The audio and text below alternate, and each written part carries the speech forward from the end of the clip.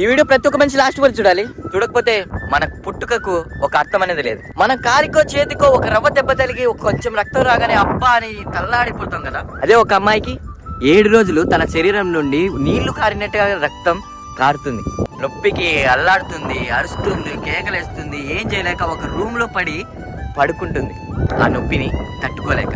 కానీ మనం అంటాం ఏమది పెద్ద నొప్పి, ప్రతి ఒక్క అమ్మాయికి వచ్చేదే కదా, నీకేమైనా ప్రత్యేకంగా వస్తుందా, ఆ నొప్పికి కూడా ఇంత ఓవర్ యాక్షన్ చేస్తున్నావని.